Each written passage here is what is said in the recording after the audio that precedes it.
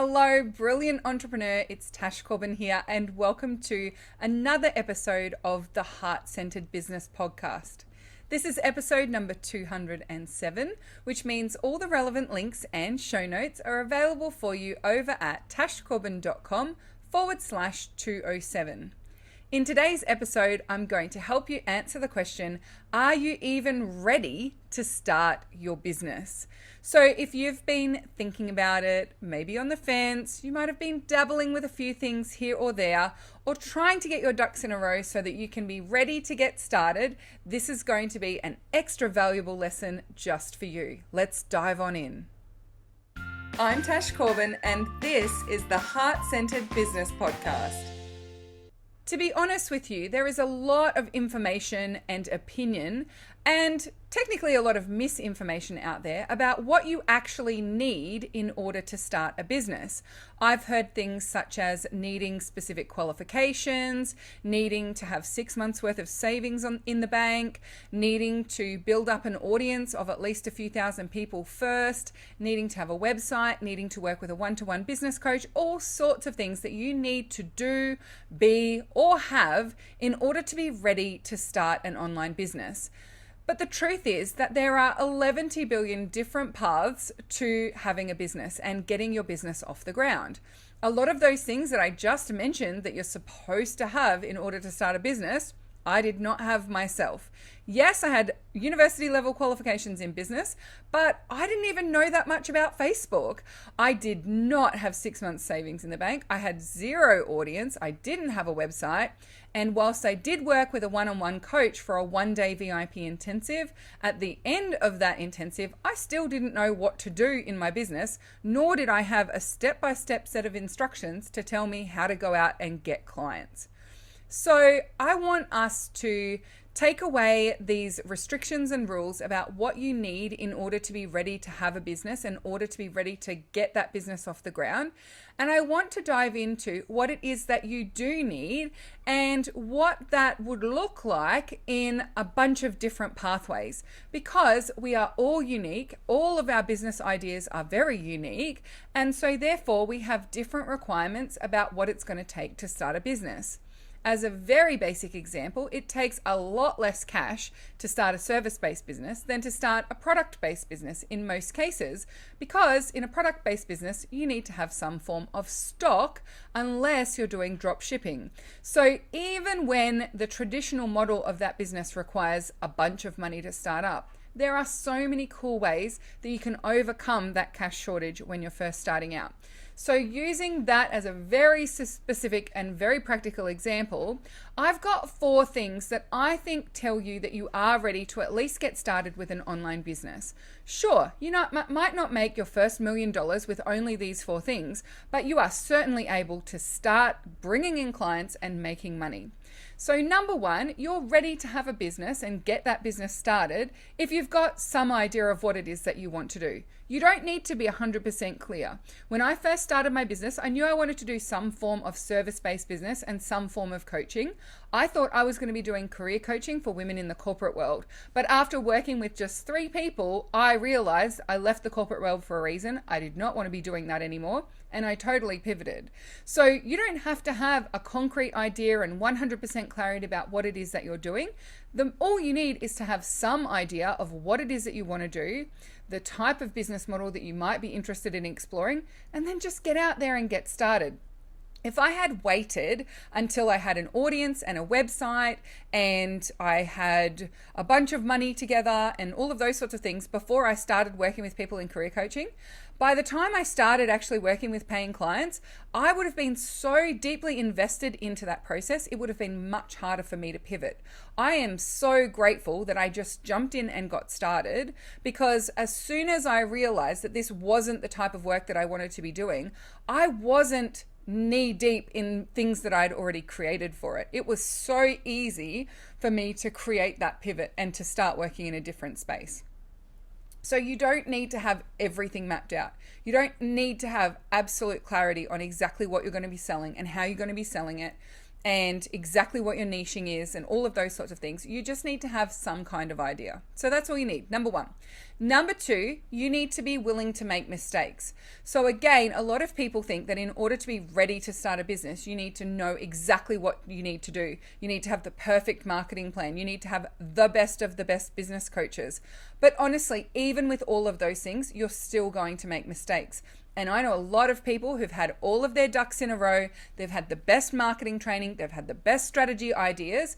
And because they've been so focused on getting it perfect and not making any mistakes along the way, they haven't been able to get their business off the ground. They're consistently focused on not making mistakes and not doing anything wrong, so much so that they never actually take any risks, and they never really explore what's possible, and they never really get that big leap forward either. So really, instead of needing to have the perfect plan mapped out in front of you, all you need is to be willing to make mistakes and give things a go. Try something, and you need to be willing to make those mistakes quite publicly as well. That is definitely something that was a big mindset shift for me when I first started my business, because I was so focused on just jumping into the world and having a business and not letting people see me try and have a business, start a business, build a business. I just wanted to go from zero to business. And so it meant that when I was showing up online, I wasn't showing up 100% authentically. And it also meant that I didn't do things until I felt like I'd got it 100% figured out. So I did have a bit of a delay in getting things out there when I first started my business. It was only a few months into my business journey that I realized I needed to just get out there and be willing to make some public mistakes and publicly have people see me try things and maybe not get as much success as I wanted to, in order for me to be able to learn from those things and pivot as I moved forward. So a willingness to make mistakes and a willingness to potentially make them publicly is definitely more valuable than having the perfect step-by-step plan mapped out in front of you. The third thing that you need to be ready to start a business is being able to commit at least a few hours a week, and preferably being able to commit those hours consistently. So yes, it's totally possible to start a business with 10 hours here and then no time for a few weeks and then a couple of hours and then no time, and like come in and out of a business. Different business models are more aligned to being able to do that. But preferably, if you can at least commit, say, 4 hours a week every week, that is going to be much, much more effective than 20 hours this week and no hours for the following 3 weeks. And then 30 hours a week after that, and then nothing for 3 months.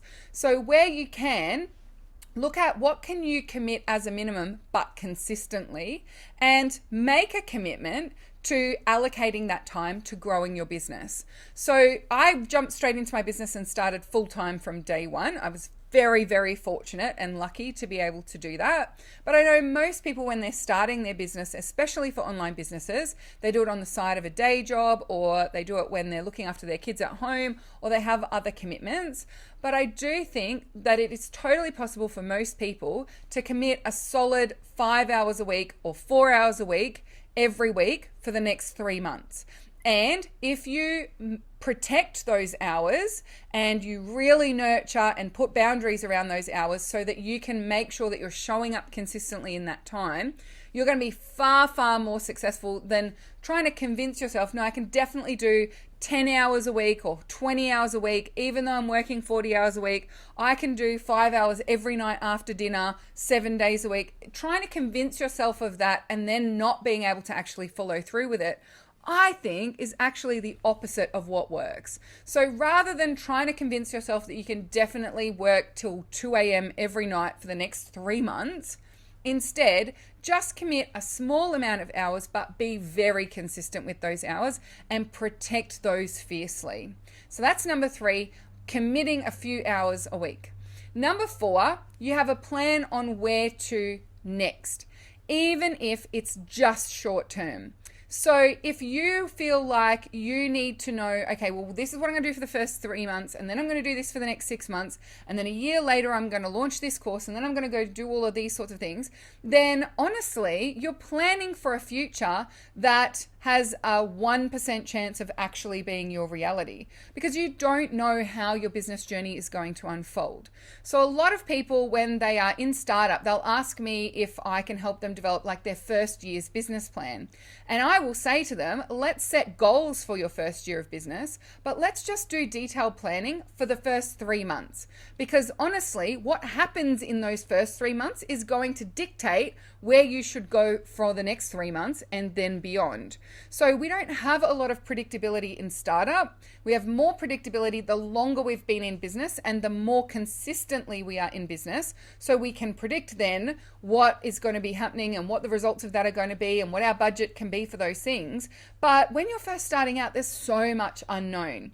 So rather than trying to map out all of the plans for the entire first year, or some people want 5-year plans for their startup in their business, instead set some clear goals for yourself for those periods of time, but don't feel like you need to have the minutiae planned out in detail. Just focus on what your next steps are in the short term. So for example, when I'm working with people in startup, the first stage is getting really clear on what you bring to the table and what you want out of your business. That's setting those in early goals. Then it's about defining a very specific niche.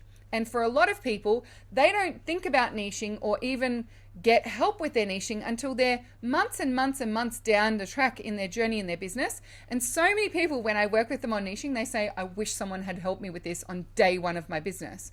So if you haven't got your niche sorted for starting your business, that's your next step. That's all you need to know. Because if you've got some idea of what you're doing, you're willing to make some mistakes, you can commit a few hours a week, and you know, step one, I need to get my niche sorted, baby, you are in business. You are ready to get there and start playing with that niche, getting clear on what it might be, and getting out there and starting to connect to people who are in that space. Now, if this has fired you up and you think, actually, what am I waiting for? I just need to get out there and start this business. I have a super duper treat for you. I actually have a free training. It's called Fast Track Your Startup. And not only does it help you with the niching part, but also those first important steps in your business, none of the fluff you don't need, only the stuff that you do, to start making sales and bringing money in. Because once you're bringing money in, you are in business. And once you decide you are in business, you are in business. Don't let anyone else label your business a hobby. Don't let anyone else minimize your business by calling it a side hustle or trading time for money or any of those other labels that people use to diminish what it is that you are achieving. You are the CEO of a business when you decide that you are. So if you would like to jump on the fast track to growing your business and getting those sales in the door as quickly and easily as possible, head on over to the show notes at tashcorbin.com/207 and grab my Fast Track Your Startup training, and you can jump in and get started. The training takes just over an hour to complete. You can even watch it on double time if you want to complete it more quickly. And in no time, you'll have a very clear map of what your first steps are to getting money in the door. And that is what tells you you've got a viable business. Thank you so much for joining me for this episode of the Heart-Centered Business Podcast. As always, I love for us to continue the conversation. So come on over to the Heart-Centered Soul-Driven Entrepreneurs Facebook community and use the hashtag #PodcastAha. Let me know that you've been listening to episode number 207. And I'd love to know if you've got any questions, light bulb moments, or ahas as a result of listening to this podcast episode. Thank you so much once again. And until next time, I cannot wait to see you shine. Bye for now. Would you like more tips, tools, and resources to help you grow your heart-centered business? Head to tashcorbin.com today.